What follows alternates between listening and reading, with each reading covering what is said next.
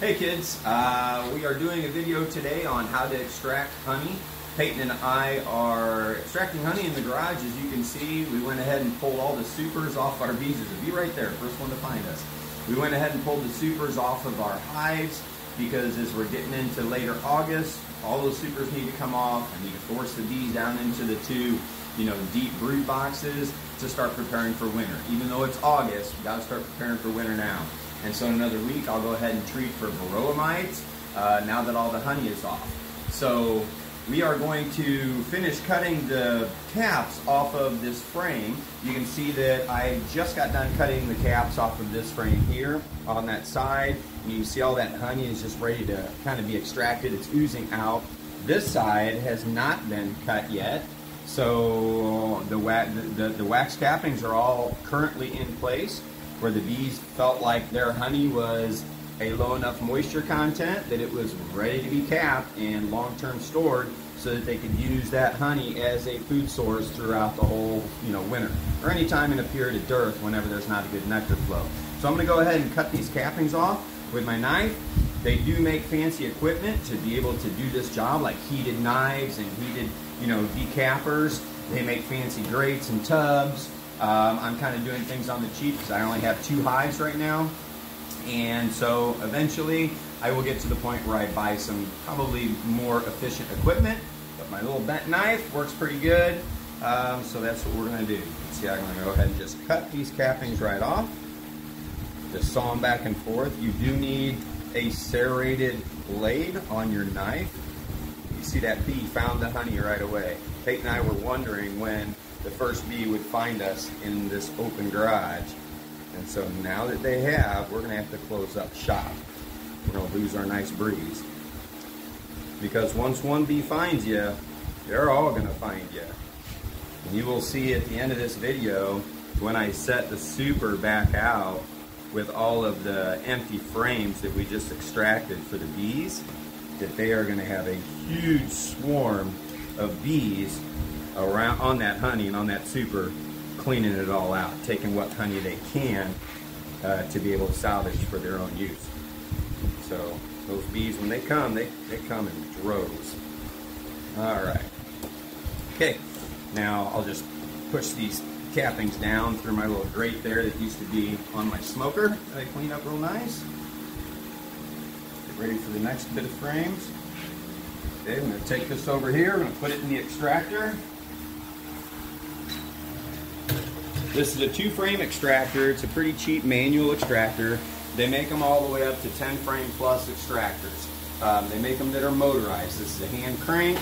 It is going to only extract half of 2 frames at a time using centrifugal force. Actually, I'll go ahead and crank it right now just a little bit, and you can see some of the honey probably start to fly out.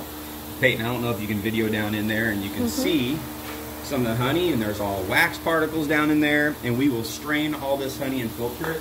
As it's coming out, we'll empty it out of the bottom valve into our honey bucket, and then eventually we will use that valve to empty it into our quart jars, or whatever we want to bottle the honey in. Okay, I'm going to go ahead and a little bit. Maybe you can start seeing some of that honey coming out on the sides. I'm seeing it sling out of there. Are you seeing it? It's the sparkle stuff that you kind of see coming to the edges. Yeah. All right, I'm feeling some of it splatter up on my arm. So we're going to go ahead and put the top on this. We flip it to selfie mode, and then we'll set it over here. Okay, I think that's pretty good.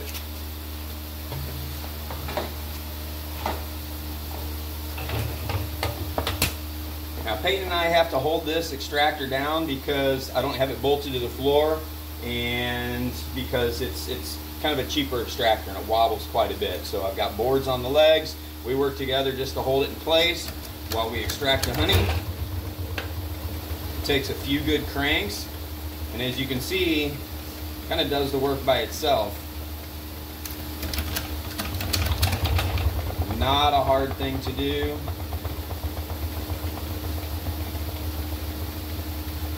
And just ingenious use of centrifugal force to throw that honey out of the frames.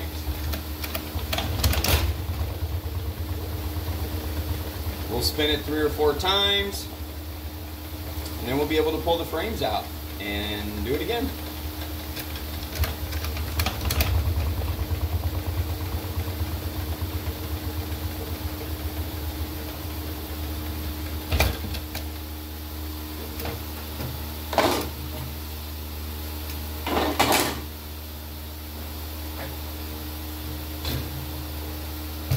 Good. Yep, nice and empty. You have to make sure that you put the frames in the same way on each side so that it's balanced up. The plastic guards are a must-have in order to protect your fingers. And I'm going to pause this and come back to it in a second. Alright, so we just got done spinning it out. So we're pulling out our frames. And you can see that they're pretty well empty. Alright, no honey. Okay, so we're going to take those inside, grab 2 more frames, and do it all again. Okay, can you pause it again? Okay, we have finished extracting all the honey. It's filled up to about there, maybe a little higher with honey. So we're going to see how much we get real quick. This is a 5-gallon bucket, so we'll be able to see at the end how much we wound up with off of that one super of honey. This is the gate valve. We're going to open it up and let the honey roll. This is a double filter screen, so it just fits on the top of a bowl or a 5-gallon bucket. It's got a coarse filter, and then it has a fine filter down below. Okay, so there will be some bee parts and things like that that wind up in your honey. That's just the way it is with all honey. It doesn't matter if it's commercially produced or what it is. Like, it's a natural source of food, and yeah, you wind up with some bee parts and stuff like that that get filtered out, and of course all the wax cappings. So let's let it roll.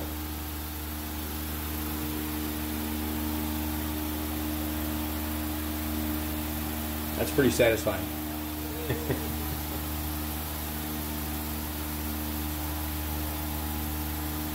Go. Okay, so these are all of our cappings here, and we're going to go ahead and just put them in the strainer in the bucket. We got about 2.5 gallons of honey sitting in the bucket from the extraction, and we'll put this in here and we'll just kind of let it sit, and we'll mash it down around in there and try to get as much honey off these cappings as we possibly can. But I'm going to be real careful here to not make a mess and slosh any of the cappings over the edge of the filters into our clean honey. So we're not going to get tons of honey off of this, but we will get some. So it's definitely worth doing it. You can see there's a bunch of honey right there. It'll go through there. It'll take a couple hours. We'll let it sit. And the honey is going to sit in the bucket for 24 hours or so. And that'll give it time to let all the bubbles come up to the top. And I'll just lay a paper towel down on top of the bubbles. Lift the towel back up and the bubbles will come up. And then we'll be ready to go ahead and bottle. Okay. We brought everything back outside in front of the beehives, and we're going to let the bees clean up all the equipment and make use of all the honey that was all over all of our tools. So look. So there's some frames that I had this morning that were just extras. They didn't have hardly any honey on them. These are just some of our pans that we use. They're starting to find the extractor. And there's, of course, the 2 beehives that I have. I still have one more super to get off the one on the left, but I'll have that one off within the next couple of days. It doesn't have much honey in it. It's just full of brood right now. And so I put a queen excluder on. You might see that little strip, that little queen excluder right there. It's like a 1-inch thick screen the queen can't get through, so she can't lay any more brood in that super. And once those bees all hatch, then I will pull that super off. And then here are all of our frames we just extracted honey from. And I put them back in the super box, and you can see that the bees have found them. So the bees are going to have a nice snack and be well nourished for today. What do you think, Pay? Cool. All right, we're going to head back up to the house, which is right there, and we are going to, I don't know, we might bottle some of that honey today, but we got about 2.5 gallons, which was great. It was fun. Bye. Hey kids, it is a day later after we have pulled all of the honey supers, and we are ready to start bottling this honey. Unfortunately, I don't have my daughter Peyton with me right now, so I am running this video by myself. so it may get a little bit sketchy from time to time, but bear with me. We got about a couple minutes of me showing you how to bottle up this honey. So let me explain to you what I've done since you last saw me pulling those supers off and cutting the cappings off and extracting the honey. That was pretty fun. So I went ahead and took all the honey in the bucket and just let it sit there. I left my double strainer with all the cappings on top of the bucket, and I covered all of that with just like a tea towel just to keep anything out of it from getting into it, and I let it sit for a whole day, and that allowed all the bubbles to rise up to the top of the bucket and the honey. And then I took a couple of clean paper towels, you could use napkins, and I just gently lay them down over the top of the honey and then lift them off, and that lifts up a lot of the bubbles. It does lose a little bit of honey, but it cleans it up quite nice. The bubbles that are left in there, of course, if you just, you know, your last bit that you bottle is going to have some bubbles in it. And it doesn't hurt anything. It's just some people, when they look at a jar of honey that has some bubbles at the top, they think that it's fermented or something and gone bad, when that's not the case. All honey is going to develop bubbles in it. Okay, so the very last bottle that you do, though, is going to have some bubbles in it. That's no big deal. You might just keep that for yourself instead of giving it away to your, you know, friends and family if you think that'll bother somebody. Anyhow, so I'll show you the double strainer and how I pulled the cappings out and just bag them up. And now I have the bucket of honey kind of perched up on my countertop, and we are ready to start bottling. So let me... And you can see that I scraped all my cappings out of the double strainer, placed them in a Ziploc bag. I'm going to freeze that with all of my other cappings. And then when I get ready to render the wax, I will pull all those out, thaw them, and go through that process. Right now, I've got my food grade plastic bucket up on a makeshift stand. I know it's not food grade. If I was going to sell honey, I would make sure that it was, but I am not intending to do that. I'm just intending to keep my honey for my own use. Anyhow, I've already bottled a couple of jars, few jars right there, and it's going really smooth. So I am going to try to do this one-handed, I guess, and see how it goes. Okay, I'm gonna go ahead and selfie mode. Oh, my wife is gonna take the camera. Perfect. Okay, so all I have to do is loosen this wing nut, open the valve, and out she pours.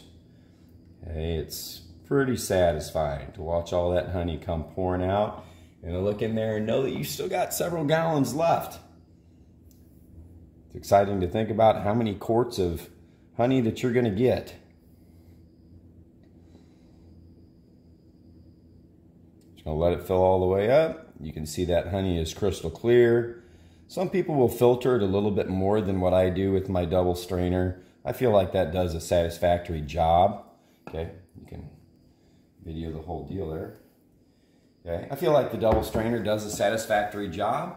And when you're done, you've got a crystal clear jar of honey, and you're ready to go ahead and place a cap on it with a screw top. You don't need to process it at all beyond that. I mean, it could keep for years, just like that. Matter of fact, some beekeepers will keep their honey for a long time in their buckets before they're ready to, you know, bottle it up. So I'm going to finish bottling all this up. I think we're going to probably wind up with about 9 or 10 quarts of honey. So awesome. Hope you guys enjoyed the video.